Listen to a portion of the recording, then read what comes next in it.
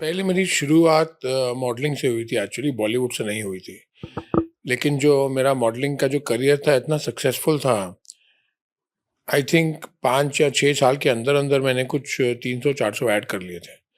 और वो जो सक्सेस मुझे मिली उसकी वजह से आई गॉट नोटिस्ड, और फिर मुझे बुलाया गया सीरियल्स के लिए, बहुत सारे टीवी सीरियल्स किए मैंने। और वो जब सक्सेसफुल होना शुरू हुए एक के बाद एक, और उनमें से काफ़ी सारे सुपर हिट भी हुए, तब जाके मुझे यश करके एक फ़िल्म थी जिसके गाने बड़े हिट हुए थे, यारो ना जाने मुझे क्या हो गया और सुबह-सुबह जब खिड़की खोले। और वो फ़िल्म जब रिलीज़ हुई तब मुझे अजय देवगन ने देखा और प्यार तो होना ही था के लिए बुलाया।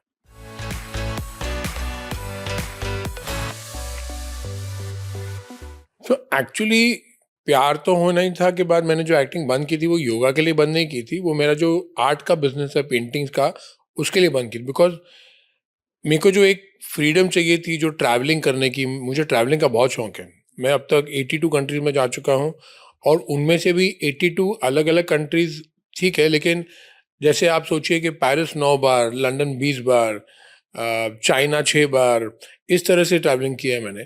तो वो फ्रीडम जो है मुझे एक्टिंग करियर में नहीं मिलती। तो as an art dealer, as an art consultant मुझे पूरी दुनिया घूमने का एक जो अपॉर्च्युनिटी मिली, वो एक रीज़न था। और मेन इंट्यूशन एक्चुअल में पूछा जाए तो मेरा इंट्यूशन था कि कहीं न कहीं मुझे ऐसा एक फीलिंग आया कि अब इस समय एक्टिंग बंद करके ये जो बिज़नेस है, जो मेरा सुंदर सा आर्ट का बिज़नेस है, उस पे कॉन्संट्रेट ज़्यादा करना चाहिए। और उसके बाद 2008 में मुझे कुंडलिनी योगा एक एक जो बोलते हैं लकीली मुझे मिला, और उसके बाद मेरी पूरी लाइफ़ चेंज हो गई।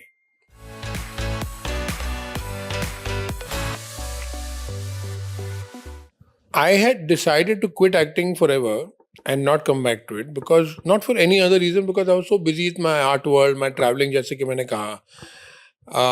फिर योगा में भी बहुत बिजी हो गया। I am invited to teach in all over the world, China, Russia, Mexico, मैं हर जगह सिखाता हूँ।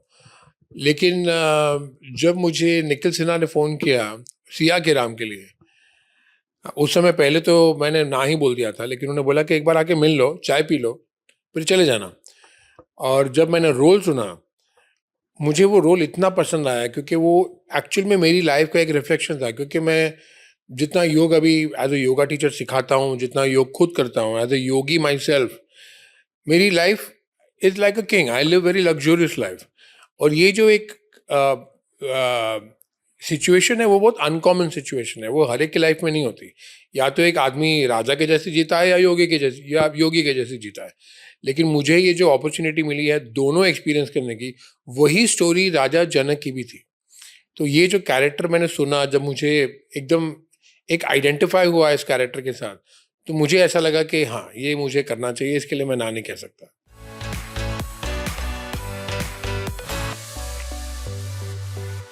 Glamour of Bollywood has the capacity and capability to sweep you off your feet, और आपको गुमराह कर सकती है। आपके अंदर एक ईगो और अहंकार ला सकती है। अम, जो एक पैर ज़मीन पे होने चाहिए, वो ना होकर आप एक उड़ान लेकर आप हवा में उड़ना शुरू कर सकते हैं, ये सब पॉसिबल है।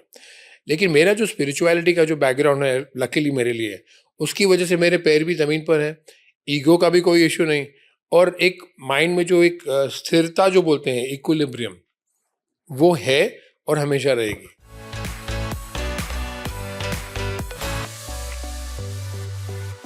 So Bollywood has evolved constantly ever since I have been associated with it.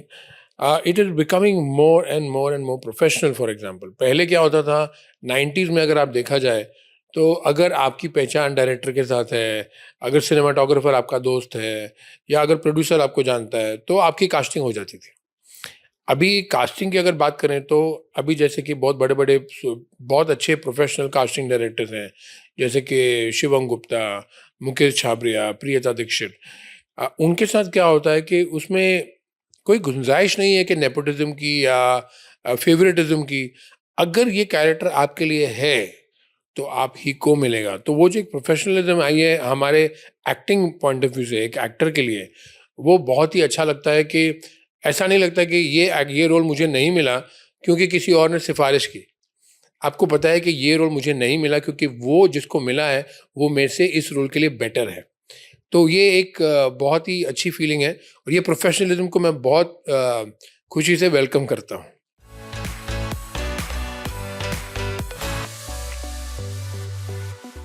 Fitness की अगर बात करें और उसके साथ अगर कंपेयर करें कुंडलिनी योगा को, तो सबसे बड़ी बात तो ये है कि कुंडलिनी योगा करने से जो लेवल फ़िटनेस आपको देखने मिलेगी, वो आपको जिम में या आपको अपने सोच-विचार में भी कभी नहीं मिलेगी। एक अलग लेवल की फ़िटनेस आती है कुंडलिनी योगा से।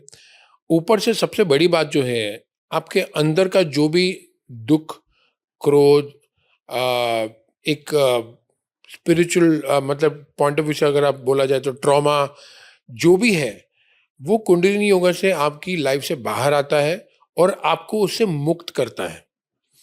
तो फिटनेस आपको फिट ज़रूर करेगा, लेकिन आपको एक जो इमोशनल वेलबींग जिसकी बात करते हैं, वो उससे वो नहीं मिलेगा। तो I much prefer kundalini yoga. हाँ, मैं जिम जाता हूँ हफ्ते में 3-4 बार, मसल ट्रेनिंग होती है, लेकिन जो योग की फिटनेस है, वो अलग लेवल की फिटनेस है।